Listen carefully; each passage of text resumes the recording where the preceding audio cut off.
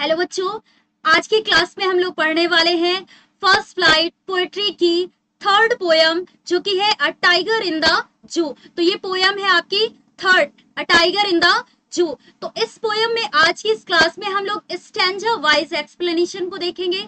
मतलब इसमें जितने भी स्टैंजा होंगे वन बाय वन करके एक एक स्टैंजा को एक्सप्लेनेशन उसका पूरा देखेंगे और डिटेल में डिस्कशन करेंगे उसका। तो ये हमारी पोएट्री में है थर्ड पोयम, आप सभी जानते हैं टाइगर इन द जू। और ये किसके द्वारा कंपोज की गई है, मतलब किसके द्वारा इसे लिखा गया है? तो पोएट कौन है? Leslie Norris. तो इस चीज को ध्यान में रखिएगा और पोएट का नाम भी आप लोग ध्यान में रखिएगा, लेस्ली नॉरिस। तो सबसे पहले अब हम लोग देखते हैं अबाउट द पोयम। तो पोयम को स्टार्ट करने से पहले, उसके स्टैंजा को देखने से पहले हम लोग पोयम के बारे में कुछ जान लेते हैं कि इस पोयम में हम लोग को क्या देखने को मिलने वाला है या फिर किसके बारे में हम लोग पढ़ने वाले हैं। तो देखिए, the poem written by Leslie Norris, ये किसके द्वारा लिखी गई है? Leslie Norris. तो इस चीज को आप लोग ध्यान में रखिएगा।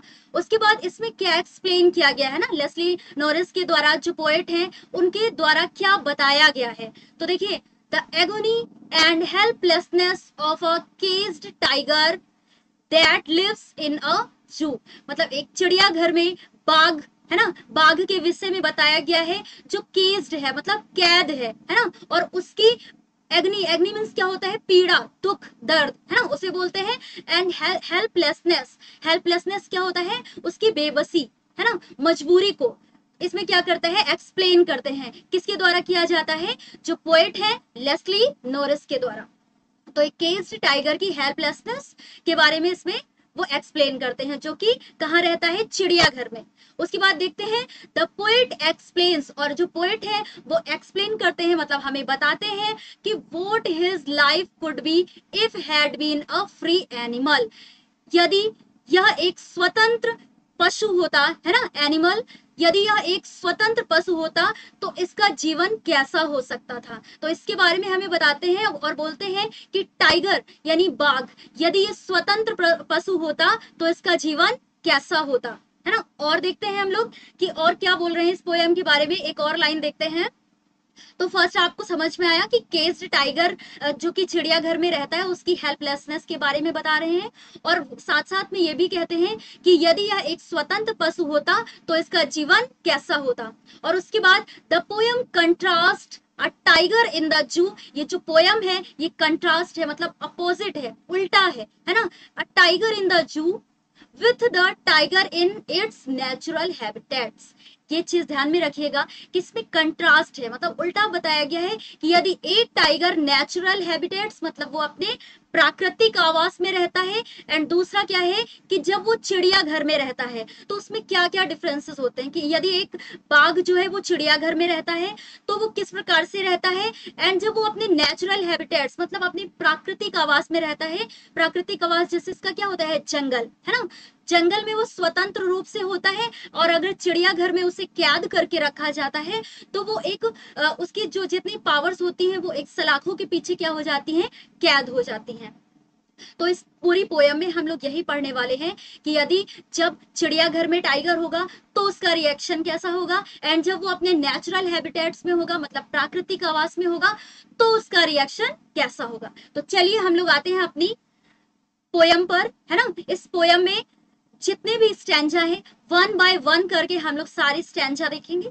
तो सबसे पहले हम लोग देखते हैं, ये हमारा फर्स्ट स्टैंजा है ना। फर्स्ट स्टैंजा है, देखिए, he stalks in his vivid stripes the few step of his cage on pads of velvet quiet in his quiet rage. ये फर्स्ट स्टैंजा है। इसके एक्सप्लेन, मतलब इसका हिंदी में व्याख्या देखने से पहले हम लोग इसमें जितने ये वर्ड आए हुए हैं इनकी मीनिंग को देख लेते हैं। और इसमें आप लोग ये ना घबराइएगा, जिनको प्रॉब्लम होती है इंग्लिश समझने में, तो हम एक एक वर्ड की हिंदी भी साथ साथ में पूरा बताएंगे, ठीक है, एक्सप्लेन किया जाएगा। तो सबसे पहले हम लोग इनमें जितने वर्ड आए हैं इनकी मीनिंग को देख लेते हैं, है ना, अर्थ को इनके। तो देखिए, इस स्टेंजा में ये स्टक्स वर्ड आया है। इसका मतलब क्या होता है? स्टक्स मीन्स क्या होता है? मूव प्राउडली, मतलब शान से अकड़ कर चलना, है ना, ये चीज ध्यान में रखिएगा। उसके बाद एक वर्ड आया है, देखिए, विविड, है ना। विविड वर्ड, इसका मीनिंग क्या होगा? तो विविड का मीनिंग क्या होगा? ब्राइट एंड क्लियर, मतलब साफ, सॉरी, साफ और चमकदार, है ना। फिर इसी स्टैंजा में देखिए स्ट्राइप्स वर्ड आया है, तो इसका मीनिंग क्या होगा, a long narrow line of colour, है ना। जब आप लोग देखते हैं ना टाइगर की ये जो लॉन्ग नैरो लाइन होती है, ये लंबी लंबी धारियां आपको दिख रही है ना, तो इसको क्या बोलते हैं, धारियां। स्ट्राइप्स मीन्स क्या होता है, धारियां। जो टाइगर की आपको बॉडी में दिखती है ना ब्लैक कलर की लंबी लंबी सी, इन्हें बोलते हैं स्ट्राइप्स। अब उसके बाद देखते हैं एक वर्ड आया है, ये देखिए केज, है ना। केज मीन्स क्या होता है, जेल, है ना, जेल होता है, यस। उसके बाद देखते हैं हम लोग पैड्स ऑफ वेलवेट। देखिए ये वर्ड यहाँ पर आया है पैड्स ऑफ वेलवेट, तो इसका मतलब क्या होता है, the soft part under the foot of tiger. मतलब आप लोगों ने ये टाइगर इसके जो तलवे देखे हैं तो कैसे वेलवेटी से होते हैं ना, तो उसके ये जो मुलायम तलवे होते हैं उसके बारे में बताया गया है ना। तो इसका मतलब क्या होता है, पैड्स ऑफ वेलवेट, ये जो सॉफ्ट पार्ट होता है अंडर द फुट, पैर के नीचे का जो सॉफ्ट पार्ट होता है टाइगर के, है ना। उसके बाद ये रेज वर्ड आया है, देखिए लास्ट में आप लोग देख रहे हैं इस स्टैंजा में रेज वर्ड आया है, इसका मतलब क्या है, एंगर, क्रोध, गुस्सा, है ना। तो इसका मतलब अब आई थिंक कोई भी इतनी टफ मीनिंग नहीं है जो आपको नहीं समझ में आएगा, तो चलिए इसकी व्याख्या देख लेते हैं कि फर्स्ट स्टैंजा में क्या बोल रहा है ना पोएट। और इसको स्टार्ट करने से पहले आप लोग ये ध्यान में रखिएगा, जितने भी स्टैंजा आएंगे उसमें आपको एक चीज ध्यान में रखना है कि किस स्टैंजा में पोएट टाइगर को जंगल में रहने के बारे में बोल रहा है और किस स्टैंजा में पोएट चिड़ियाघर में बात कर रहा है ना, कि किसमें वो चिड़ियाघर में है किसमें वो जंगल में है। तो ये ध्यान में रखिएगा। अब हम लोग सबसे पहले फर्स्ट स्टैंजा की व्याख्या को देखते हैं। तो देखिए he stuck in his vivid stripes the few step of his cage। मतलब यहाँ पर vivid stripes का मतलब हम लोगों ने देखा कि साफ और चमकदार धारियों वाला बाघ, और यहाँ पर ये ही का यूज हुआ है। तो वैसे तो हम लोग जानवरों के साथ में इट का यूज करते हैं, है ना, इट का यूज किया जाता है, लेकिन यहाँ पर ही यूज किया गया है, यानी इसका मानवीकरण किया गया है। तो साफ और चमकदार धारियों वाला बाघ, केज, केज मतलब पिंजरे के अंदर, स्टक सान से घूम रहा है ना। तो इस चीज को ध्यान से समझिएगा कि साफ और चमकदार धारियों वाला बाघ इस पिंजरे के अंदर घूम रहा है। The few step of his cage, इस पिंजरे में उसको चलने के लिए, ये चीज ध्यान में रखिएगा कि फ्यू स्टेप, उसके पास मात्र कुछ ही कदम होते हैं। कुछ ही कदम मतलब उसका एक दायरा फिक्स होता है कि इसको इस इतने ही दायरे में चलना है ना। तो उसके लिए पिंजरे में कुछ उसके जो एक कदम होते हैं वो फिक्स होते हैं कि उसको इतने ही दायरे में उसको रहना है। On pads of velvet quite, और उसके जो पैर होते हैं ना तलवे, पैड्स मतलब ये तलवे वेलवेटी से होते हैं, मतलब मखमली टाइप के होते हैं कि मुलायम गद्देदार होते हैं, जिससे वो जब जमीन पर चलता है तो उसके पैरों की आवाज सुनाई नहीं देती, यानी कोई भी उनके ये जो कदमों की आहट है उसको सुन नहीं सकता है। किस वजह से, क्योंकि उनके ये जो तलवे होते हैं वो वेलवेटी जैसे होते हैं, मतलब मुलायम गद्देदार होते हैं ना, इस वजह से वो उसके अंदर शांति से चलता रहता है। और सोचिए कि इतना सर्वशक्तिशाली पशु होने के बावजूद भी इन हिज क्वाइट रेस, इतना सर्वशक्तिशाली पशु होने के बावजूद भी वो एक पिंजरे में कैद है, और इसी परिस्थिति ने उसे क्या कर रखा है, क्रोधित कर रखा है। रेज, रेज मीन्स क्या होता है, क्रोधित कर रखा है, और वो क्रोध से भरा हुआ है लेकिन फिर भी वो शांत है।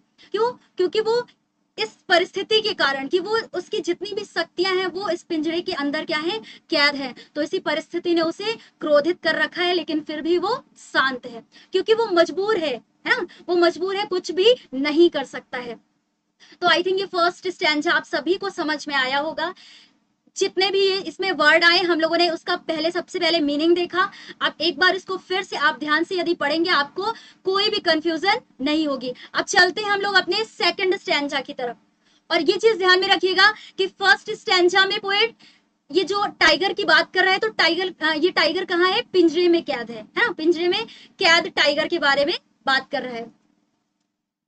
अब हम लोग ये करते हैं कि सेकंड स्टैंजा देखते हैं ना। अब फटाफट इनकी मीनिंग देख लेते हैं, फिर इनके एक्सप्लेन को देख लेते हैं। तो देखिए लर्किंग, लर्किंग मींस क्या होता है, हाइडिंग, मतलब छिपना, है ना, छिपना। उसके बाद देखिए शैडो, शैडो आप सभी जानते हैं परछाई, a dark figure cast against the light, परछाई को बोलते हैं। उसके बाद देखिए स्लाइडिंग, स्लाइडिंग वर्ड आया, स्लाइडिंग का मतलब होता है मूविंग विथ ईज, मतलब सरकना, है ना, स्लाइडिंग, सरकना यहाँ पर यूज हुआ है। उसके बाद देखिए प्लम्प वर्ड यूज हुआ है प्लम्प, आप सभी देख सकते हैं। तो प्लम्प का मतलब होता है फैट, यानी मोटा, है ना, मोटा ताजा, तो उसको क्या बोलते हैं, प्लम्प। यस, तो जितने भी ये देखिए वर्ड थे हम लोगों ने इनका मतलब देख लिया। अब हम लोग इसके एक्सप्लेन को देख लेते हैं। तो फर्स्ट स्टैंजा में तो वो किसमें होता है, पिंजरे में कैद होता है, उसके विषय में पोएट ना पूरा एक्सप्लेन करता है कि कैसे वो उसी के पीछे चल रहा है और अपने क्रोध में है, फिर भी वो शांत है। अब इस स्टैंजा में, सेकंड स्टैंजा में पोएट एक जंगल में बाघ के बारे में वर्णन करता है और कल्पना करता है कि जब वो अगर सोचे कि वो यदि बाघ जंगल में होगा तो उसका जीवन कैसा होगा।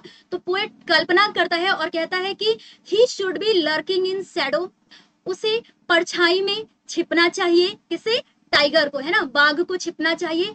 Sliding through long grass near the water hole, और किसी पानी के गड्ढे के पास लंबी घास के पीछे क्या करना चाहिए, धीरे धीरे सरकना चाहिए, मतलब अपने शिकार का इंतजार करना चाहिए। वेयर प्लम्प डियर पास, और उसे यह इंतजार करना चाहिए कि वहां से कोई मोटा ताजा हिरन गुजरे और वो उसका शिकार कर ले, है ना, शिकार कर ले, ताकि वो उसकी क्या हो जाएगी, पेट पूजा हो जाएगी, मतलब उसका भोजन उसे मिल जाएगा। तो सेकंड स्टैंजा में कवि कल्पना करता है और बस इतना ही कहता है कि उसे परछाई में छिपना चाहिए और किसी पानी वाले गड्ढे के पास में लंबी घास के पीछे शिकार का इंतजार करना चाहिए और किसी मोटे ताजे हिरन का उसे शिकार करना चाहिए ताकि उसका पेट भर जाए, है ना। तो बस इतना ही कहता है सेकंड स्टैंजा में। अब कोई प्रॉब्लम नहीं होगी, हम लोग चलते हैं अपने थर्ड स्टैंजा की ओर। तो दो स्टैंजा हम लोगों ने देखे, अभी ध्यान में रखिएगा कि फर्स्ट स्टैंजा में जो बाघ था टाइगर, उसे पिंजरे में कैद किया गया है तो उसके बारे में बताया गया, और सेकंड में हम लोग जंगल के बारे में देख रहे थे। और ये जो थर्ड स्टैंजा भी है इसमें भी जंगल में ही है ना, बाघ जो है वो जंगल में है। तो सबसे पहले हम लोग इनकी मीनिंग देख लेते हैं कि स्नॉर्लिंग का मीन्स क्या होता है। यहाँ पर देखिए वर्ड यूज हुआ है रोरिंग, मतलब दहाड़ना, है ना। तो स्नॉर्लिंग मीन्स क्या होगा, रोरिंग, दहाड़ना। एंड उसके बाद देखिए वर्ड यूज हुआ है बेयरिंग, बेयरिंग टू शो, दिखाना, है ना। बेयरिंग वर्ड ये देखिए यहाँ पर है, तो इसका क्या होता है, टू शो, दिखाना। एंड उसके बाद आप देख रहे हैं कि फैंग्स, फैंग्स का मीनिंग क्या होगा, टू लॉन्ग शार्प टीथ, मतलब आप लोगों ने टाइगर के दो आगे के नुकीले दांत देखे हैं ना, शार्प होते हैं, तो उन दांतों को क्या बोलते हैं, फैंग्स, उसके जो दो टीथ होते हैं। एंड उसके बाद क्लॉज, क्लॉज वर्ड आया है, उसके नेल्स यानी जो पंजे होते हैं नाखून वाले, है ना, लंबे से नाखून वाले नुकीले जैसे, तो वो क्लॉज की बात कर रहे हैं यहाँ पर, ये क्लॉज का मीन्स होगा नेल्स। उसके बाद टेरराइजिंग, है ना, टेरराइजिंग मतलब क्या होता है, स्टेज ऑफ एक्सट्रीम फियर, मतलब भयभीत कर देने वाली स्थिति, है ना। टेरराइजिंग मतलब क्या होता है, डरावना। तो ये चीज ध्यान में रखिएगा, जितने भी ये वर्ड हैं इनको हम लोगों ने इनकी मीनिंग देख ली है। अब हम लोग इनके एक्सप्लेन को देख लेते हैं, है ना। तो देखिए he should be snarling around houses, इसमें भी पोएट जंगल में ही शेर की कल्पना करता है कि सोचिए यदि वो जंगल में होता, अपने नेचुरल हैबिटेट्स में होता, तो वो किस प्रकार से ये मतलब उसका जीवन कैसा होता, है ना, इसके बारे में बात कर रहा है। तो देखिए he should be snarling around houses at the jungle's edge, यानी जंगल के किनारों में जो हो हाउसेस, मतलब जो घर स्थित होते हैं, है ना, घर बने होते हैं, उनके चारों ओर उसे स्नार्लिंग मतलब दहाड़ना चाहिए, है ना। स्नार्लिंग मीन्स क्या होता है, रोरिंग, मतलब उसे दहाड़ना चाहिए, दहाड़ लगानी चाहिए। ही यहाँ किसके लिए यूज हुआ है, टाइगर के लिए। तो इस लाइंस में ये है कि he should be snarling around houses at the jungle's edge, यानी जंगल के किनारे स्थित घरों के चारों ओर उसे स्नार्लिंग करना चाहिए, मतलब दहाड़ना चाहिए। Bearing his white fangs, his claws, terrorizing the village, है ना। तो गांवों में लोगों को उसे टेरराइजिंग मतलब डराना चाहिए, भयभीत करना चाहिए, क्या दिखा करके, बेयरिंग हिज व्हाइट फैंग्स, अपने जो उसके दो, ये अभी हम लोगों ने देखा है ना कि फैंग्स में क्या होता है, टू लॉन्ग शार्प टीथ, जो उसके दो नुकीले दांत होते हैं, तो दांतों को दिखाना चाहिए। एंड जो उसके ये पंजे होते हैं नाखून वाले, है ना, काफी नुकीले टाइप के, तो उन्हें दिखाना चाहिए और लोगों को क्या करना चाहिए, डराना चाहिए। तो इस स्टैंजा में पोएट सिर्फ और सिर्फ इतना ही कहता है कि यदि बाघ जंगल में होता तो उसका जीवन कैसा होता। तो वो कल्पना करता है कि वो जो जंगल के किनारों में घर स्थित होते हैं उनके चारों ओर उसे दहाड़ लगानी चाहिए और अपने ये फैंग्स और ये नाखूनों पंजों के द्वारा लोगों को क्या करना चाहिए, डराना चाहिए, है ना, टेरराइजिंग वर्ड। तो आई थिंक कोई दिक्कत नहीं है, अब आपको समझ में आ गया होगा। अब हम लोग बढ़ते हैं अपने फोर्थ स्टैंजा की ओर, है ना। थोड़ा सा बड़ी पोयम है, ये पहली पोयम है जो हम लोग को पोएट्री में अभी इतनी बड़ी मिली है, मतलब इसमें टोटल 5 स्टैंजा है और हम लोग फोर्थ स्टैंजा की बात करने वाले हैं। तो देखिए, कॉन्क्रीट सेल मीन्स क्या होता है, cage made up of cement and stone, मतलब ये पिंजरा जो कि सीमेंट से बना हुआ होता है ना, मजबूत स्टोन से, पत्थर से और सीमेंट से बना होता है, तो उसे कंक्रीट सेल बोलते हैं, सेल बोलते हैं। उसके बाद देखिए वर्ड आया है स्टॉकिंग, है ना, स्टॉकिंग वर्ड आया है, तो इसका क्या होगा, मूविंग स्लोली, धीरे धीरे चलना। एंड उसके बाद देखिए विजिटर वर्ड आया, विजिटर मीन्स क्या होगा, अ पर्सन हु विजिट, जैसे हम लोग जाते हैं ना चिड़ियाघर घूमने के लिए, तो हम लोग क्या होंगे, वहां विजिट करने के लिए जाते हैं ना जो, तो यहाँ पर विजिटर्स का मीन्स होगा अ पर्सन हु विजिट, जो लोग घूमने के लिए आते हैं, मतलब आगंतुक बोलते हैं ना उन्हें। तो देखिए ये जो फोर्थ स्टैंजा है, तो ये ध्यान में रखिएगा। देखिए ये फोर्थ स्टैंजा है, सबसे पहले स्टैंजा में हम लोगों ने बात किया कि जब वो पिंजरे के अंदर कैद होता है, एंड सेकंड स्टैंजा में हम लोगों ने पढ़ा कि वो जब जंगल में होता है, और थर्ड स्टैंजा में भी बाघ जंगल में होता है ना, उसके जीवन के बारे में बताता है। अब वापस कवि फिर से केज यानी पिंजरे में ही बाघ की व्याख्या करता है ना, कि बाघ के बारे में बताता है। तो देखिए फोर्थ स्टैंजा में हम लोगों ने वर्ड की मीनिंग देख ली, अब इसके एक्सप्लेन को देख लेते हैं फटाफट। तो इसमें जो कवि वर्णन करता है, फिर से वो इसी पिंजरे में वापस आ जाता है और उसके जीवन के बारे में बताता है। तो देखिए बट ही, यहाँ पर देखिए, but he is locked in a concrete cell, his strength behind bar, मतलब इस बाघ को इन, ये पिंजरा आप लोग को दिख रहा है ना, इसके पीछे क्या कर दिया गया है, कैद कर दिया गया है, लॉक्ड, है ना, इसे कैद कर दिया गया है कंक्रीट सेल, मतलब ये जो पत्थर से और ये सीमेंट से बना हुआ ये पिंजरा है, इसमें इसे क्या कर दिया गया है, कैद कर दिया गया है, हिज स्ट्रेंथ बिहाइंड बार, और उसकी जितनी भी पावर, शक्ति है ना, जितनी भी उसकी ताकत और शक्ति है, वो इन बार्स के पीछे, मतलब इन सलाखों के पीछे छिपी हुई है, मतलब वो सारी व्यर्थ है क्योंकि वो कैद है, उसकी सारी शक्तियां भी उसके साथ क्या हो गई हैं, इसी पिंजरे में कैद हो गई हैं। तो इसके बारे में बात करते हैं और बोलता है कि stalking the length of his cage ignoring visitors, तो इसमें ये जो बाघ होता है उसको जो एक झलक पाने के लिए जो आते हैं ना आगंतुक, उससे देखने के लिए चिड़ियाघर में, है ना, तो जैसे ही वे सभी इसके पास आते हैं उसे देखने के लिए, वो उन्हें क्या करता है, इग्नोरिंग, मतलब नजरअंदाज कर देता है और अपनी ही चाल में मस्त रहता है, मतलब उसी पिंजरे में वो घूमता रहता है।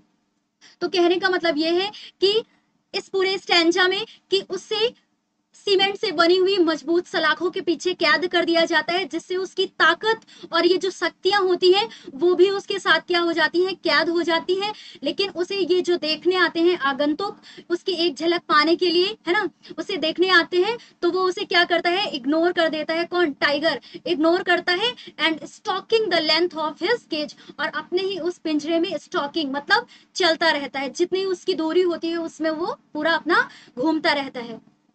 तो इसमें ये इसकी बात की गई है। अब हम लोग बढ़ते हैं, आई थिंक ये भी समझ में आया होगा आप सभी को। अब हम लोग आते हैं अपने फिफ्थ स्टैंजा की, है ना, फिफ्थ स्टैंजा जो कि लास्ट स्टैंजा है इस पोयम का। तो सबसे पहले जल्दी जल्दी हम लोग ये जितने भी वर्ड आए हैं उनकी मीनिंग देख लेते हैं। पेट्रोलिंग वर्ड आया है यहाँ पर, तो पेट्रोलिंग का यहाँ पर मतलब समझिएगा कि to go around an area to check if it's safe, मतलब जो चेकिंग करने के लिए आते हैं उसकी देखभाल करने के लिए कि वो सही है या नहीं है ना, तो चेकिंग करने जो आते हैं देखभाल के लिए उन्हें क्या बोलते हैं, ये पेट्रोलिंग वर्ड यूज हुआ है, यानी to go around an area to check if it's safe.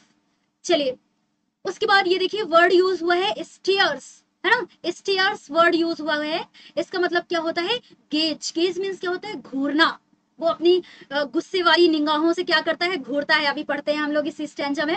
फिर उसके बाद यहाँ पर ब्रिलियंट वर्ड यूज हुआ है, तो ब्रिलियंट मीन्स क्या होता है, वेरी ब्राइट, मतलब चमकदार, है ना।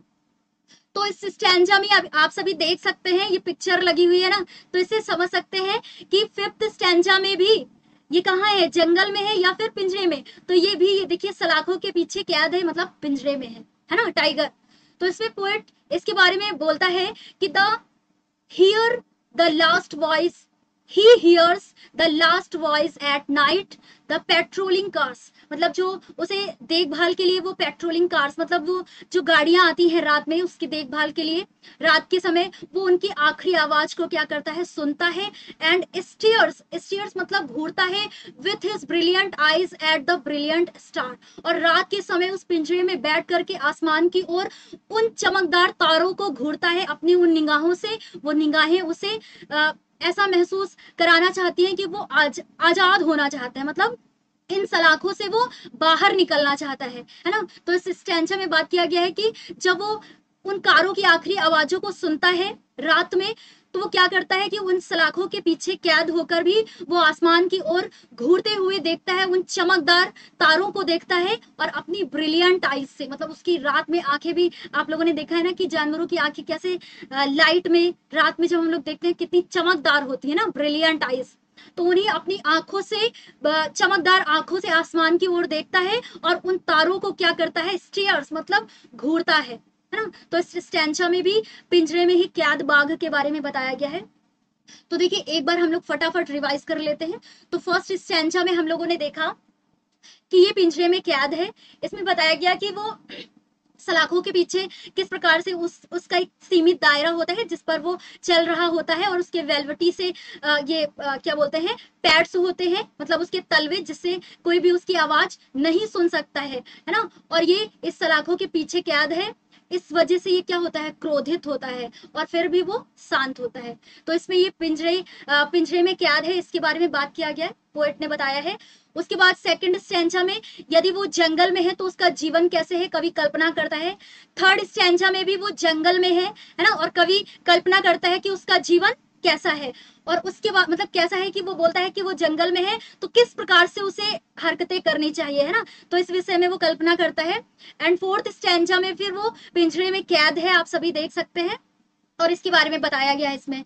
और उसके बाद ये फिफ्थ स्टैंजा जो है इस पोयम का, कैसे वो देखिए ना कितना डरावना इसी में लग रहा है कि कितना गुस्से में है ना ये टाइगर, आप सभी को दिख रहा है। तो इस पोयम में टोटल कितने स्टैंजा थे, 5 स्टैंजा, है ना। और अभी जो हम लोगों ने इसके पहले पोयम देखी तो उसमें दो स्टैंजा थे।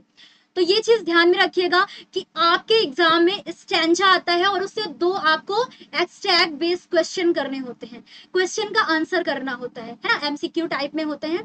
तो जैसे एक कोई भी स्टैंजा आएगा आपके एग्जाम में और उसका आंसर आपको करना होता है एमसीक्यू टाइप में जो क्वेश्चन होते हैं उससे।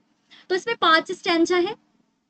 आज की क्लास में आज हम लोगों ने सिर्फ और सिर्फ इनके एक्सप्लेनेशन को देखा।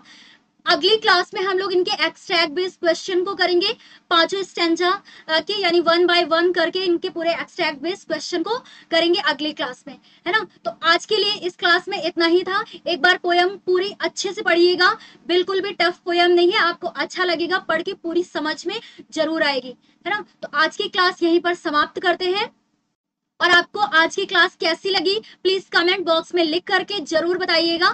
Thank you.